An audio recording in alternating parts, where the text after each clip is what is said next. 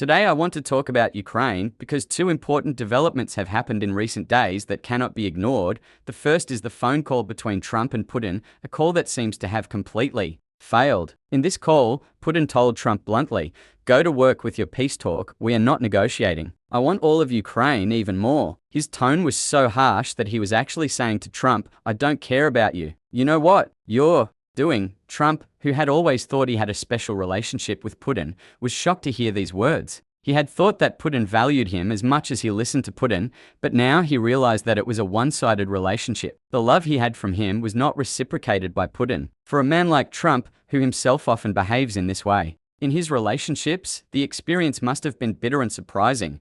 Now Trump is left with a shattered dream of peace and a Nobel Prize that he will probably never win again. But the pressure is mounting. Well, now it's time to really support Ukraine, he is told. And Trump seems to be swinging back towards supporting Ukraine, a reversal after 2 weeks of closeness to Russia. But at the same time, something else is going on. Tensions between Russia and Azerbaijan are rising. Russia's relationship with Azerbaijan is somewhat like that of the Netherlands with Morocco. There are many Azerbaijanis living in Russia, but this coexistence has not always been without problems. Russians look down on Azerbaijanis and have been seen repeatedly treating them with insults when they are arrested.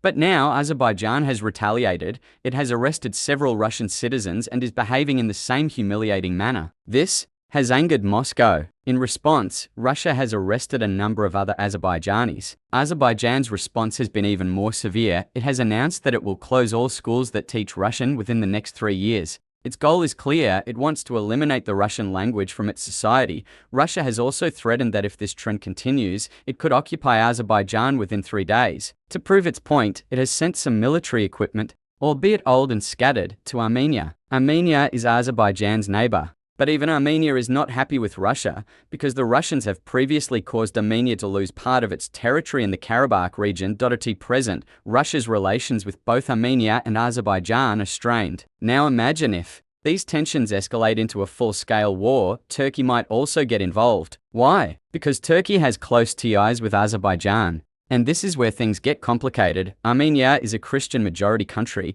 while Azerbaijan is a Muslim country. It is natural for Turkey to support Azerbaijan. Armenia, which had been victimized in the past, tried to get closer to the West for a while. But Western countries looked at it with indifference. You have never been with us. Now that you have a problem with Russia, why should we take your side? This cold response left Armenia in a political vacuum. A country without friends and without clear support. Perhaps this vacuum has caused Russia to once again draw closer to Armenia. If a war breaks out between Russia and Azerbaijan, Armenia might see the opportunity to reclaim the Karabakh region. However, it is unlikely that Russia will actually attack Azerbaijan. The reason is simple: they have struggled even in Ukraine. If you look at how many major cities Russia has captured since April 2022, the only name that comes to mind is Bakhmut. And even that wasn't taken by the official Russian army. Wagner mercenaries took it with huge losses. So yes, Russia has caused a lot of destruction in Ukraine, but from the perspective of military success, things haven't gone so well for them.